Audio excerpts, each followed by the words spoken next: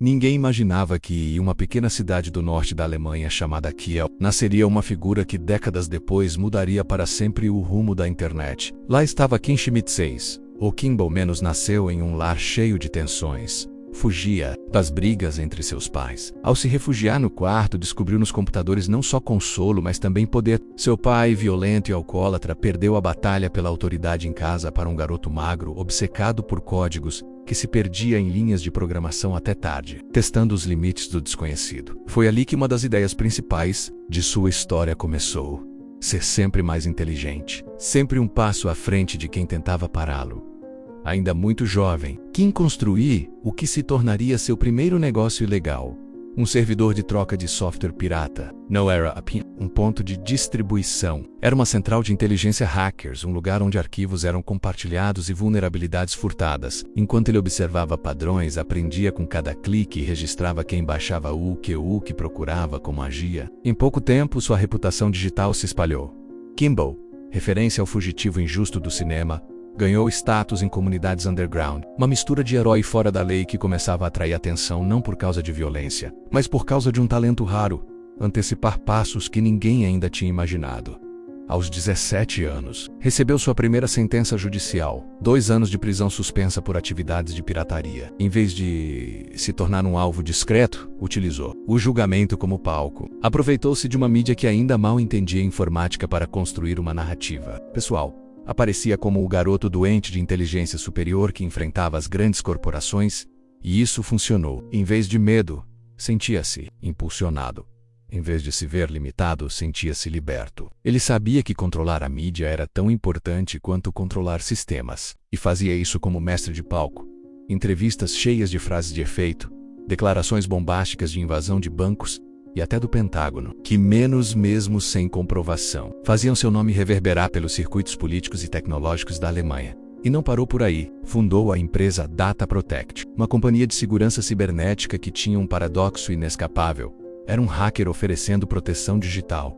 Usou sua fama para fisgar clientes. Vendia autenticador de 2 fatores menos concepção, avançada antes mesmo que o mundo soubesse o que era. Especulava sobre carros conectados com múltiplos chips para cobrir diversas redes, com videoconferência integrada. Desenhava ideias surreais como o Megacar, um carro de luxo Wi-Fi que soava mais como ficção científica do que produto menos, mas que impressionava e conquistava atenção. Em 2000, pouco antes da explosão da bolha, Kuhn vendeu 80% da empresa e surfou na crista daquele primeiro boom digital. A mansão, os carros de luxo, o estilo de vida exuberante faziam dele um showman, alguém que mexia com a mente das pessoas por meio da imagem, dando início a 2 crenças errôneas na cabeça de muitos, que Kim era maior do que realmente era, e que o futuro da tecnologia passava por seus dedos.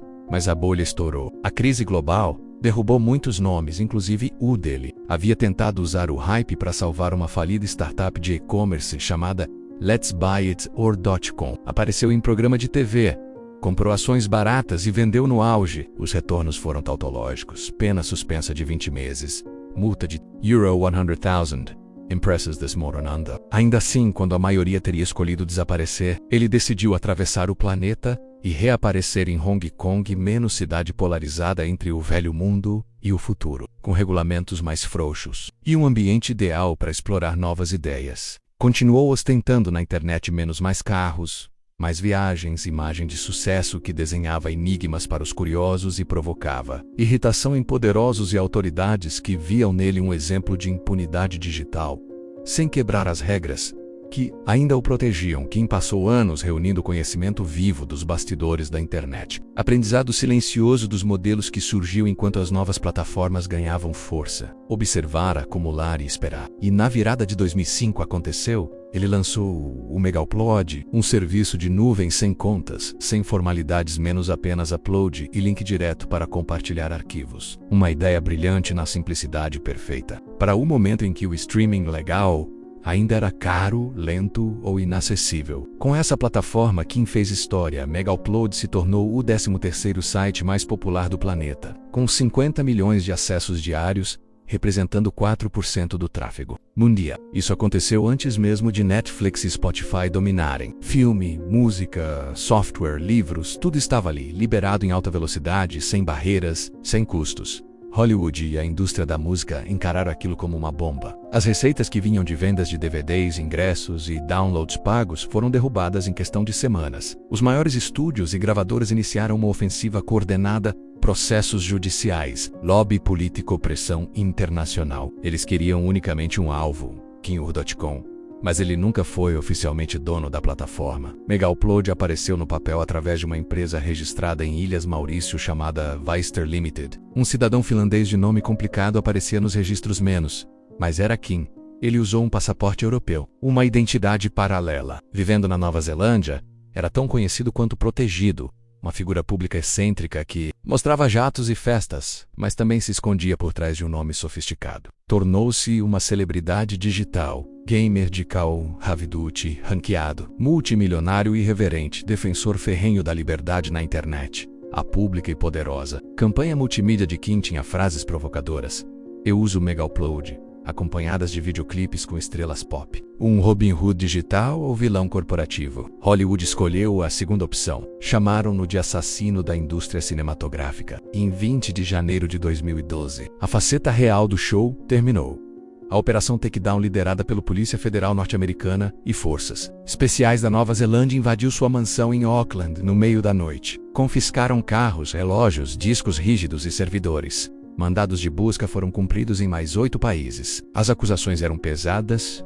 Organização criminosa internacional, $500 milhões dos Estados Unidos em perdas, $175 milhões dos Estados Unidos embolsados. Agora ele enfrentava extradição para os Estados Unidos da América, com sentença potencial de até 55 anos do cadeia. KingUr.com então se defendeu com argumentos universalmente debatidos até hoje em 20. Antes de todo mundo, ele dizia que o Megaupload era apenas uma plataforma menos usuária dos direitos de retirada sob demanda, que não tinha responsabilidade sobre uploads, mas reunião de links. A alegação do Polícia Federal norte-americana era o contrário. Incentivo à pirataria, pagamento indireto aos usuários para conteúdo protegido, demoras artificiais para manutenção de lucro, e documentos internos que provavam que ele sabia de tudo, desde os uploads ilegais até os ganhos reais. Sua fachada de visionário passou a ser vista como fachada de criminoso. Essa história, da infância aos primeiros negócios ilegais, da ascensão meteórica ao estrelato global online, da plataforma que virou símbolo da pirataria aberta, a queda sob pressão de gigantes do entretenimento, convergiu para o momento que liga diretamente à próxima cena, a batalha judicial e midiática que se seguiu. KingUr.com havia rompido linhas, criado conflitos e apontado uma ferida global, menos a guerra pela internet. Estava apenas começando, depois da queda estrondosa em 2012. Com a Operação Takedown e sua mansão invadida, parecia que Kim haveria de desaparecer no silêncio da justiça internacional. Mas o hacker, que se reinventou a cada etapa da vida, estava apenas mudando de campo de batalha. A luta deixou de ser técnica para se tornar midiática, jurídica, política. Um golpe digital se transformou em um show global de retórica, resistência e manipulação da atenção pública. Nas semanas seguintes à invasão, enquanto o governo dos Estados Unidos da América preparava os pedidos de extradição, Kim adotou uma nova postura. Saiu da sombra e levou a luta para a praça pública. Postou vídeos e entrevistas, reclamou de perseguição política, acusou Hollywood de usar seu lobby contra alternativas gratuitas e expôs o argumento que ecoaria por anos. Ele não dava ordens, menos apenas criava a ferramenta. COSU escolhiam pirataria. Não era culpa dele. O modelo jurídico entrava em disputa.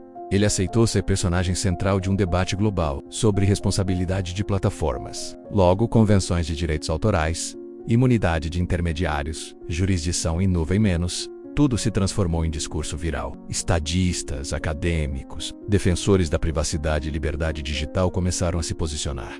Nascia uma guerra simbólica. Enquanto isso, nos tribunais da Nova Zelândia, Kim alimentava cortes judiciais com recursos, depoimentos de especialistas técnicos e chantagens políticas, exigia provas concretas, listagens de servidores, rastreamento de IPs, decifragem dos e-mails apreendidos. Cada argumento atrasava o processo de extradição e fortalecia sua narrativa. Ele era alvo de uma campanha corporativa manipulada, não de um processo legal normal. Por anos, ganhou julgamentos parciais, anulou mandados e obteve liberdade condicional, um verdadeiro holding judicial que usou a lei para ficar fora das masmorras americanas.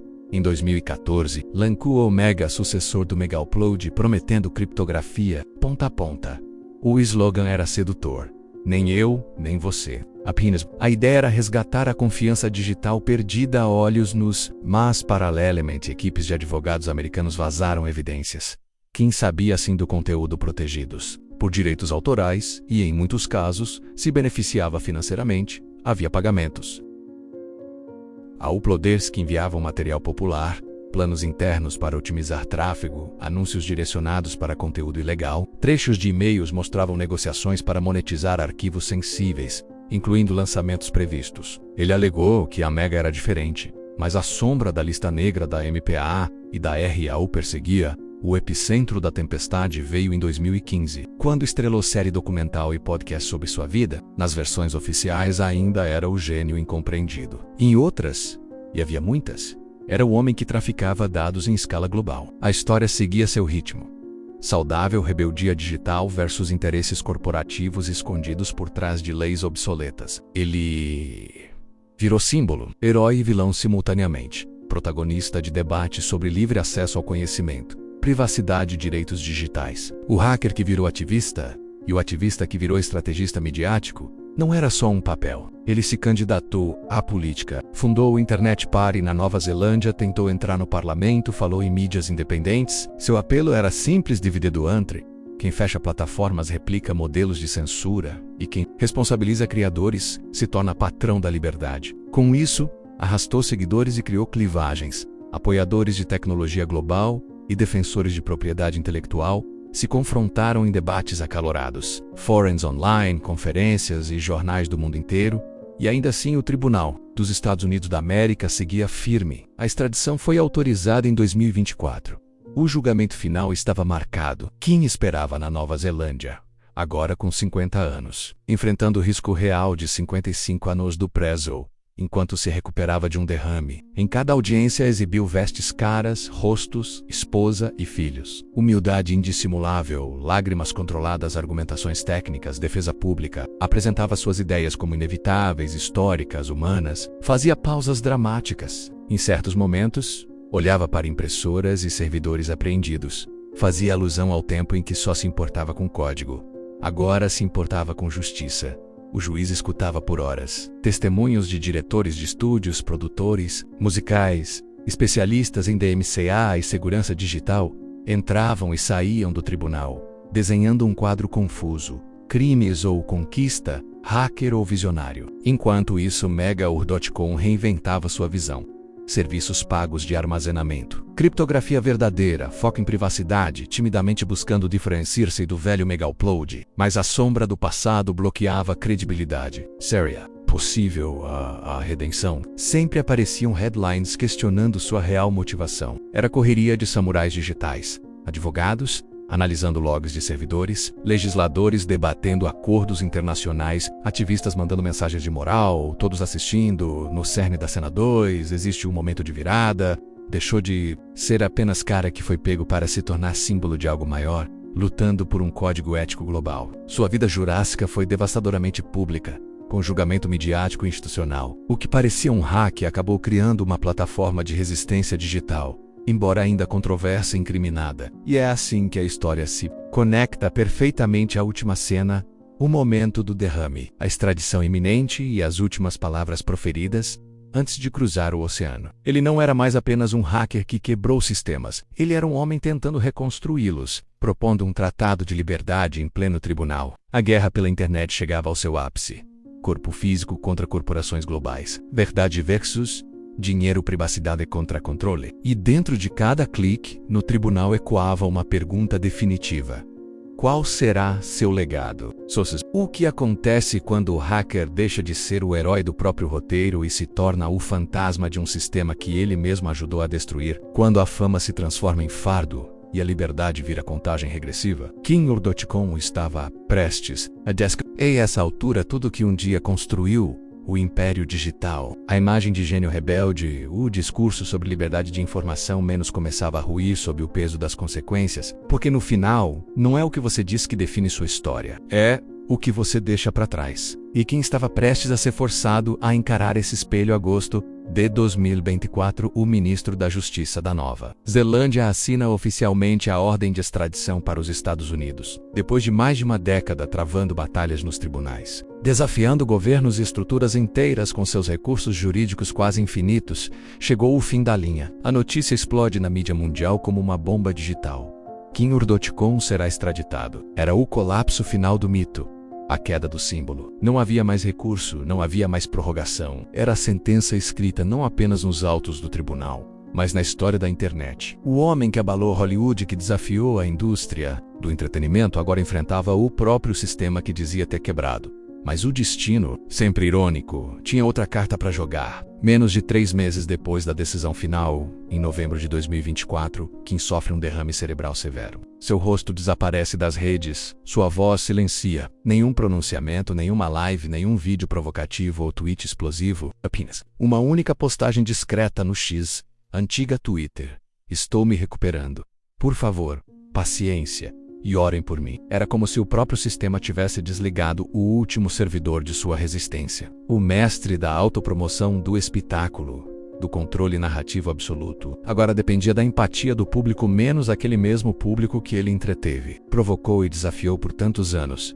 E foi nesse momento de silêncio que o mundo começou a se perguntar: quem era realmente Kim Ur-Dotcom? Herói digital ou criminoso sem remorso? Gênio visionário ou oportunista bilionário? Ativista da liberdade de informação ou manipulador de massas? Sua história dividia opiniões até mesmo entre os que o admiravam. Para alguns, ele era um mártir da liberdade online, um homem que enxergou o futuro muito antes dos gigantes do Vale do Silício. Para outros, um ego inflado que usou a defesa da liberdade como escudo para justificar seus próprios lucros ilícitos. Mas o que era inegável é que Kim Ur-Dotcom expôs algo que o mundo não queria enxergar: o atraso da indústria cultural diante da revolução digital. Hollywood, gravadoras, grandes estúdios, todos dormiram enquanto a internet criava novas formas de acesso, novos hábitos de consumo, novas exigências. Kim não inventou a pirataria. Ele só entregou o espelho. E o reflexo que os gigantes viram foi aterrorizante. Um reflexo de perda de controle do lucro diretendo, de um futuro que não incluía mais o velho modelo de distribuição. Eles precisavam de um vilão. E Kim estava pronto para o papel. Ao longo dos anos, a sua imagem foi transformada pelas forças que ele mesmo desafiou. De hacker adolescente obcecado por tecnologia a símbolo de uma era onde tudo parecia possível, ele se tornou uma figura quase mitológica, verdade? Provavelmente vive em algum lugar no meio. Ele nunca foi tão habilidoso quanto dizia ser, mas também nunca foi só um golpista. Era um mestre e entendeu o espírito do tempo. Ele viu o mundo digital antes que a maioria. Soube como se posicionar, como provocar, como criar tensão e como manipular o desejo humano por liberdade, menos mesmo que fosse liberdade. Para baixar um filme de graça. Sua história foi tema de documentários, livros, podcasts, artigos acadêmicos, painéis políticos e memes. Foi transformada em série dramática e em peça de propaganda, até se tornar parte da própria infraestrutura cultural da internet. Porque no fim, Kim Ur-Dotcom não é apenas uma pessoa, ele é um conceito, um símbolo, um aviso. Ele representa tanto o potencial revolucionário da tecnologia quanto os riscos de dixalar nas mãos erradas. Ele é a prova viva de que, em um mundo onde os dados valem mais que ouro, até um adolescente problemático em um quarto na Alemanha pode se tornar o homem mais perigoso do planeta. A extradição ainda está de pé, e se os Estados Unidos da América o levarem, Kim poderá enfrentar até 55 anos de prisão por crimes que vão desde lavagem de dinheiro até violação sistemática de direitos autorais. Mas talvez sua punição mais cruel já tenha acontecido: ser forçado a assistir, em silêncio, a transformação da internet que ajudou a construir em algo que talvez ele mesmo não reconheça mais. Plataformas controladas por monopólios, vigilância em massa, algoritmos definindo o que vemos e pensemos. A liberdade que ele dizia defender foi cooptada por outras forças, e a sua luta parece agora um artefato histórico de uma era mais ingênua. Maisie Selvision, mais idealista. Hoje Kim Ur-Dotcom vive afastado da mídia, supostamente em recuperação, mas ninguém sabe ao certo. O homem que costumava compartilhar cada aspecto da sua vida agora desapareceu em silêncio. Talvez tenha entendido tarde demais que o jogo que jogou por tanto tempo não pode ser vencido, porque no final você não derrota o sistema, você só sobrevive a ele ou é destruído por ele. E enquanto a internet segue seu curso, mudando a cada dia, a pergunta permanece: Kim Ur-Dotcom foi um aviso, ou apenas o primeiro?